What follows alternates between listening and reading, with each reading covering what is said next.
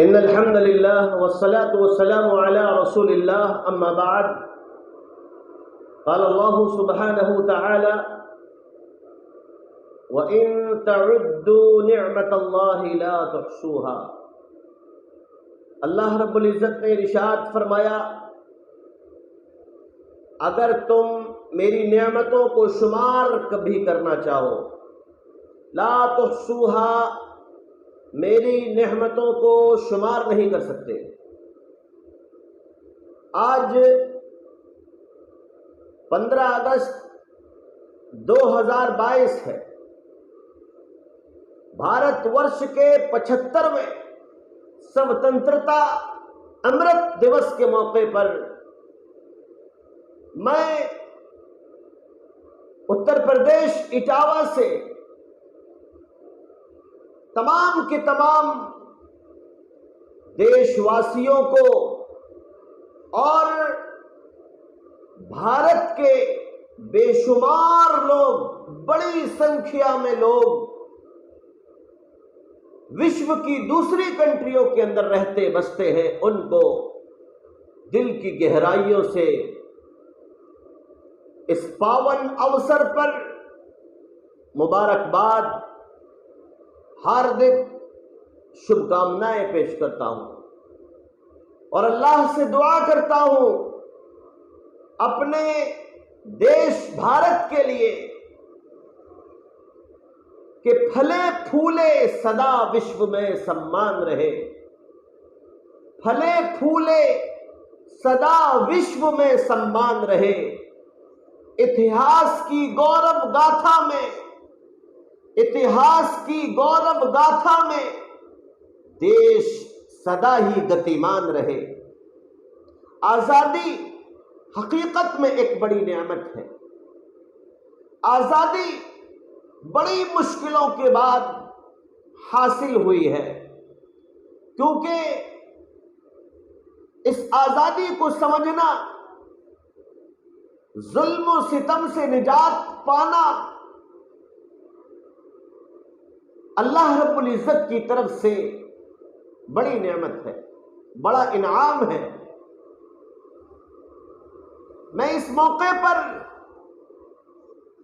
जरूरी और कहने लायक कुछ बातें पेश करना अपना हक समझता हूं और उम्मीद करता हूं बगौर समाअत किया जाएगा।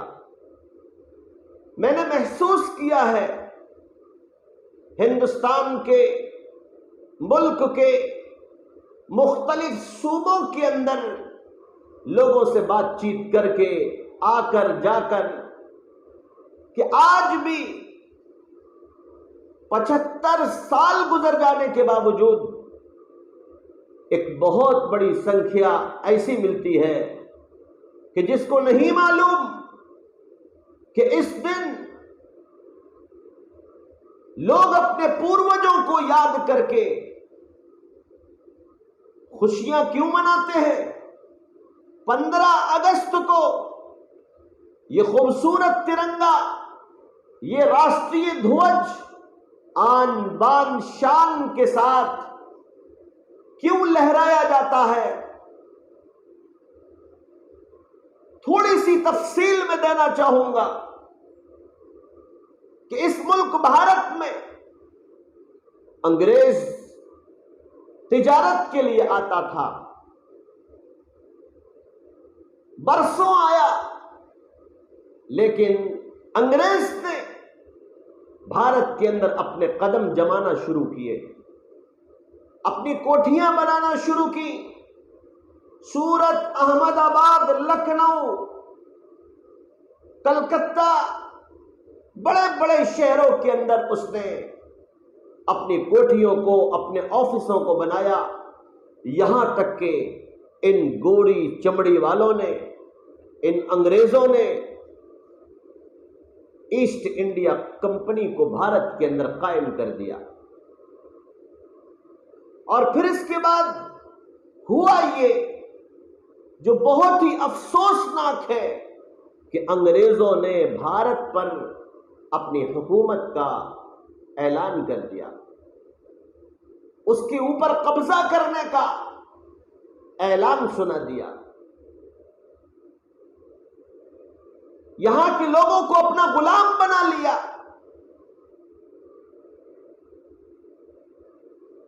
और फिर इसके बाद जब भारतीयों पर जुल्म सितम ज्यादा हुआ तो लोगों ने अंगड़ाई ली। टीपू सुल्तान ने उनके खिलाफ शुरू ही में जंग की और वो शहीद हुए। इस मुल्क की आजादी के लिए आवाज उठाई, उनको इस मुल्क की खातिर अपनी जान देना पड़ी। इसी तरीके से एक बहुत बड़े आलिम गुजरे हैं, हजरत शाह अब्दुल अजीज मुहद्दिस दहलवी रहमहुल्लाह। उन्होंने अंग्रेजों के खिलाफ आवाज उठाई, बाकायदा फतवा दिया और फिर इसके बाद मुल्क के अंदर मुख्तलिफ जगहों का उन्होंने सफर भी किया, लोगों को बेदार किया कि अंग्रेजों ने हमें अपने जुल्म का शिकार बनाया हुआ है। अंग्रेजों ने उनको भी सजा दी और ऐसा जहर उनको दिया कि शाह अब्दुल अजीज मुहद्दिस दहलवी रहमहुल्लाह की आंखों की रोशनी चली गई। उनकी सारी की सारी जायदाद को अंग्रेजों ने कुर्क कर लिया। दिल्ली बदर का ऐलान भी उनको सुना दिया। बहरहाल 1824 में शाह अब्दुल अजीज मुहद्दिस दहलवी रहमतुल्लाह अलैह वफात पा गए, इस दारे फानी से कूच कर गए। और फिर इसके बाद बक्सर की जंग, लखनऊ की जंग, दिल्ली की जंग जारी रही, यहां तक के माल्टा में कैदो बंद की सुरूबतों को आजादी चाहने वाले भारतीयों ने बर्दाश्त किया। उलमा फुजला वहां पर पहुंचाए गए। अंडमान के अंदर भारत की आजादी चाहने वालों को पहुंचाया गया। दीन के रहबरान वहां पर पहुंचे, सजाओं को उन्होंने कबूल किया, फांसी के फंदों को उन्होंने स्वीकार किया, लेकिन उन गोरी चमड़ी वालों से समझौता नहीं किया और एक ही आवाज दी कि हम भारत की आजादी चाहते हैं। 1831 के अंदर अंग्रेजों से बाकायदा सियालकोट बालाकोट के अंदर जंग हुई, जिसके अंदर बेशुमार भारतीयों को अपनी जान का नजराना पेश करना पड़ा। फिर इसके बाद 1857 के अंदर अंग्रेजों से जंग हुई। हिंदू मुस्लिम ने, पूरे के पूरे भारत के लोगों ने तकरीबन जमकर जोरदार अंग्रेजों से मुकाबला किया। मारका आराई हुई, यहां तक के हर वर्ग के परिवार के लाखों बच्चे यतीम हो गए, लाखों माताएं बहनें विधवा हो गई, उनके सुहाग उजड़ गए, लाखों लोगों को फांसी के फंदे पर लटका दिया गया। हिंदू और मुस्लिम हाथ में हाथ मिलाकर देश को आजाद कराने की मुहिम में लगे हुए थे। फांसियां हो रही थी, उलमा इकराम को छांट छांट कर पकड़ा जा रहा था। ऐसा कत्ले आम हुआ, ऐसा कत्ले आम हुआ, अंग्रेजों ने भारतवासियों को इतना मारा कि लाशों का ढेर लग जाता था। परिंदे गोश्त नहीं खा पाते थे, कुत्ते खा खाकर लाशों का गोश्त थक जाते थे, जैसा कि दिल्ली चांदनी चौक की और उसके अतराफ की तारीख हमें बताती है। लेकिन भारत के हिंदू और मुस्लिम इस मुहिम के अंदर लगे रहे, यहां तक कि अंग्रेजों ने पेड़ों के ऊपर फांसी देना शुरू कर दिया। उलमाए किराम को फांसियां दी, एक एक रात के अंदर बेशुमार बेशुमार लोगों को फांसियां दी गई। और हमें जानना चाहिए कि उन्होंने उनको मारा कि जो उनका मुकाबला पुरजोर अंदाज में करते थे। अंग्रेजों ने एक साथ हुकुमचंद और मुनीर बेग को फांसी दी, और एक ही पेड़ पर हिंदू मुजाहिद मुनीर चंद, हुकुमचंद और मुस्लिम मुजाहिद भारत को आजाद कराने के ख्वाहिशमंद, इन दोनों के दोनों लोगों को एक ही पेड़ पर यानी कि मुनीर बेग और हुकुमचंद को फांसी दी गई। अयोध्या की तारीख अगर पढ़ी जाए तो उसके अंदर मिलता है कि अंग्रेजों ने रामचरण और मौलाना अमीर अली साहब को एक ही पेड़ पर, जो इमली का पेड़ था, उस पर फांसी दी। एक साथ फांसी के फंदे पर लटका दिया कि तुम हमारे खिलाफ आवाज उठाते हो। मेरे भाइयों, आजादी के इस अमृत महोत्सव के अंतर्गत हमने देखा 13 से 15 अगस्त तक तिरंगा अभियान पूरे भारत के अंदर तेजी के साथ चला और चल रहा है। क्या अमीर क्या गरीब सभी लोग झंडे खरीद रहे हैं, मकानों पर दुकानों पर लगा रहे हैं। बड़ी अच्छी बात है, हमें खुशी मनाना चाहिए। लेकिन इस मौके पर मैं झंडे के ताल्लुक से भी दो बातें कह देना चाहता हूं। ये तिरंगा, ये राष्ट्र ध्वज जिससे परचम कुशाई की जाती है, मेरे मामूली इल्म के मुताबिक इस झंडे का सबसे पहले डिजाइन एक भारतीय ने किया था, जिसका नाम बदरुद्दीन तैयब जी था।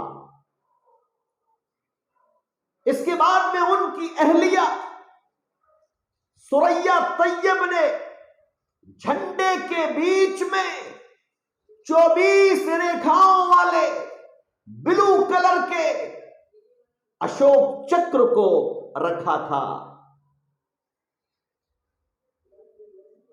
और इस काम को इत्तिफाक और इत्तिहाद रजामंदी के साथ गालिबन 23 जून 1947 को एक अस्थाई समिति में रहकर उन्होंने किया था, जिसे सबने पास किया, और आज तक वो तिरंगा हमारी भारत की आन बान शान बना हुआ है और कयामत की सुबह तक इंशाअल्लाह बना रहेगा।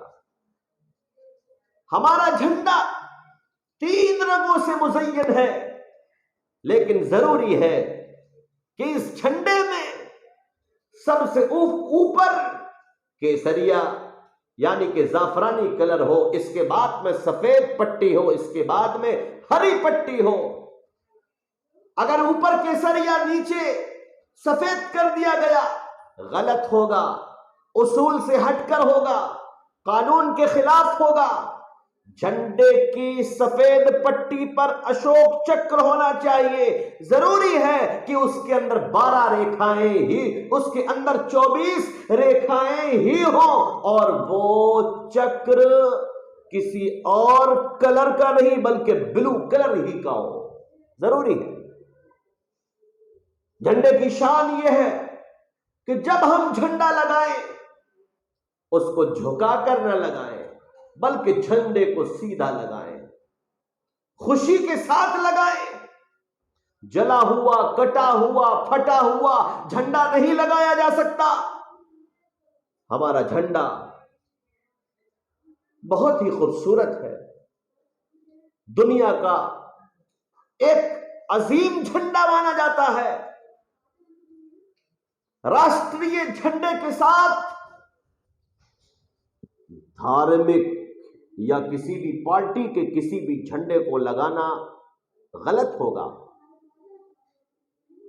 आज इस मौके पर हम सभी एक खास, एक जरूरी संकल्प लें। आज 15 अगस्त 2022 है। आज इस मौके पर हम कोई अज़्म करें, कोई संकल्प लें, कोई फैसला लें, तो वो मेरे देश, प्यारे मुल्क भारत के लिए बड़ा फायदेमंद होगा। मैं बड़े अदब के साथ कहना चाहता हूं कि हम सभी इस देश के वासी हैं, भारतीय हैं। इस देश को संभालना, इस देश को खूबसूरत बनाना हम सबका फर्ज है। इसलिए हम किसी पर भी कीचड़ न उछालते हुए पूरे भारत के भारतीयों से कहना चाहते हैं कि ये देश हमारा है, हम सभी का है। हम सभी को चाहिए एकजुट होकर अपने प्यारे देश भारत से अहंकार को, भुखमरी को, छुआछात को, भेदभाव को हटाने की कोशिश करें, मिटाने की कोशिश करें, इन तमाम बुरी चीजों को भगाने की कोशिश करें और एकता और अखंडता के लिए देश का हर इंसान अपना कदम आगे बढ़ाए। इन्हीं शब्दों के साथ मैं अपनी बात को, अपने पैगाम को खत्म करता हूं और इस देश के अमन और सलामती के लिए दुआ करता हूं। अस्सलामु अलैकुम व रहमतुल्लाहि व बरकातुहू।